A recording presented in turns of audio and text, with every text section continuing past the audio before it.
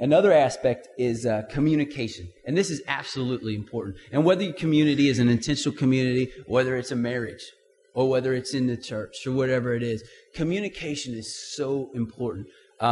Because so often we left so many things unsaid, or we just try to assume what the other person thinks, and it can go bad.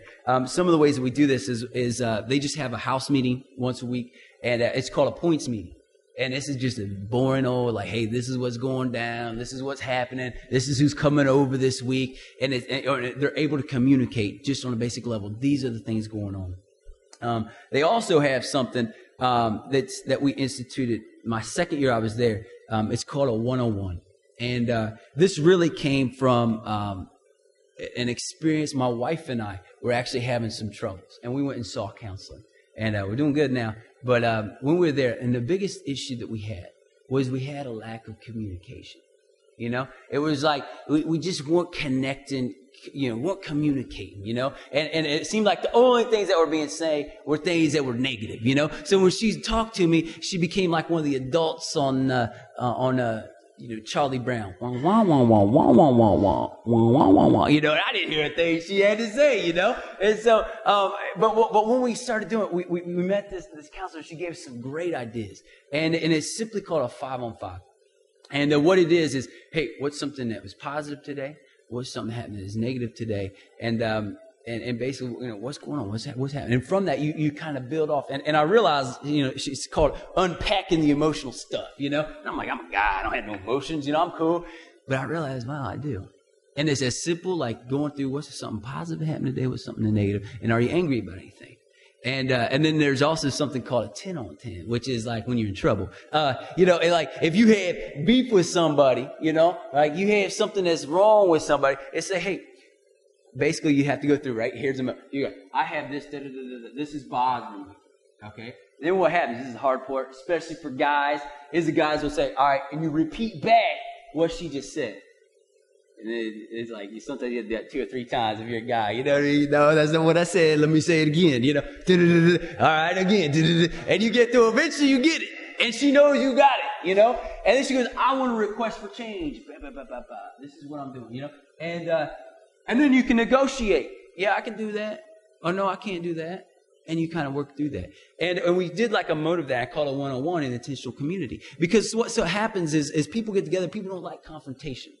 And then if things are going really good in the house, you don't want to just say, all right, I have something wrong with you. Can we just talk about it? Or they do it in front of the context of the whole, team, and it can be ugly. It seems like everybody's ganging up on somebody. But it's a real intentional way. If you have beef with somebody, say, hey, can we have a 1-on-1? Can we take 5? Can we take 10? And you go off and you have this, and it creates a verbiage of being able to talk about something that's hard, where you don't have to all of a sudden be defensive because, my whole team is coming against me, or my wife is coming against me. But I know this is done in the context of love. And so what we're going to do is, all right, you're going to tell me some hard things. I'm going to try my best not to be defensive. We're going to agree in a good understanding, and then we're going to try to come to some kind of result. Very important for intentional community. Very important for churches. Very important for marriages. And so it's something that we really try to train, because so often, we live in such an individualistic society, and we care more about ourselves than anybody else. And so even our communication, we just want to get we have to say out, and then we kill it, and we're done.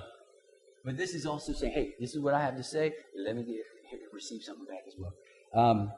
Another huge aspect of missionaries in neighborhood.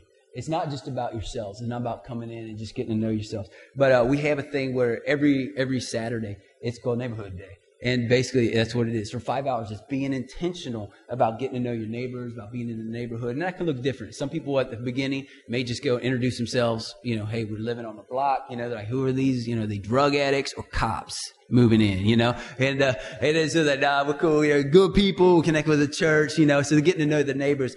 And they also have, the community service throughout the week. They do like 28 hours to 32 hours of community service. So about 4 days a week, they're out. And it could be in the local schools and the churches, all kinds of different things going on. But they're in the community. They're vibrant, active in it. They also do hospitality nights, which I think is a pretty radical concept that I believe a lot of the church has lost. And because so often we want to go, maybe we'll try to bring people into our church, or maybe we'll go out and minister to folks, but rarely do we take folks and have them come into our house. you know? And so what I try to do with them is I teach, like, you know what? You're here for a year.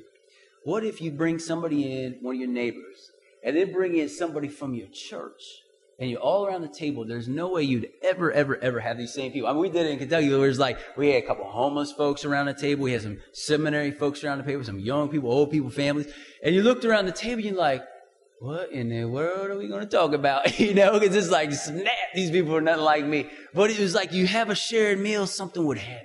You know, you'd find something to talk about. Usually it starts with the weather, but it ends up, you know, with the Eagles or something. You know, like, you have something to talk about, you know. And I really challenge folks, you know, like, to practice hospitality. Like, as you get to know people, tie people together, you know, like, hey, I know somebody from my work, I know somebody from here, or maybe two different homeless folks, and we helped this woman already get housing, this woman hasn't, let's pull them together. And you begin tying things together. And that's one of the things we do as well. A couple other things is kind of the rhythm of life. Is every week we have either training or citywide. And it's kind of like a church service. We look at different aspects of the urban setting, of justice issues, God's heart for the poor, of race and racism. We deal with those sort of things. We also have a thing called a closing retreat at the end of the year. We kind of wrap some things up. They also have curriculum, what they're reading throughout each week. They have some books or chapters of books that they read. We have a really cool thing where we started that's academic credit. So folks can either come as they're in college and get 12 credits, you know, for like $425, which is a steal. We also have a deal where folks can get a master's program through us. And so, like, the first year they do mission year, the second year they live in community in Philly, and they could get an MBA in economic development, or they could get an MA, it's called international development, which basically, like, allows them to work in the nonprofit sector or NGOs. So people see a heart for issues of poverty and these things on the streets, and hey, here's another level we can take it, you know. And so it's a really unique way. I mean, I was in Asbury in Wilmore, Kentucky, and I studied urban anthropology. Yeah, that's real. Yeah, you know, it's real nice, you know.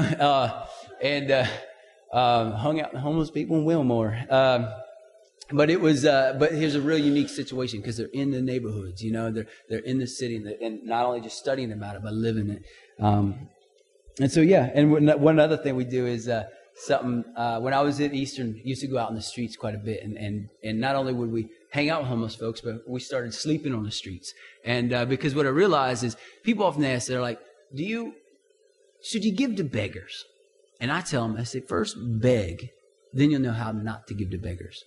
You know, as you sit there with a cup for a little while, and you get rejected for a little while, and you're honestly trying to get it because you don't have any money, you don't have no resources, and you really need some dough so you can get something to eat, and you're getting rejected. You learn how to not give money to people with dignity because you've had a lot of dignity stripped from you that day. And we do that, like, basically, you know, the Bible says, do not worry about tomorrow. Tomorrow worry about self. I'm not that radical. I just say, do not worry about this afternoon. This afternoon worry about self. And we have some folks that get out early in the morning, and we go till late through the evening, and it's neat to hear the stories of them kind of being out there and getting a new mindset, like, hey, you know, and it becomes like a spiritual retreat. You know, I call it urban solitude all day because they have to be out there. USA, you like that? Anyway, and they're out there and they have to, like, just basically be reliant upon God. And so, yeah, it's a unique situation. And a lot of people that come to mission year, some people stay, but we don't encourage everybody to stay. Some people need to come and then leave. You know, and they go and they start their own communities, or they go back if they're going to be doctors. They're a different kind of doctor, or they're a different kind of lawyer, or whatever they're going to be. And so that's what I have for now. I don't know if I went over time or whatever. So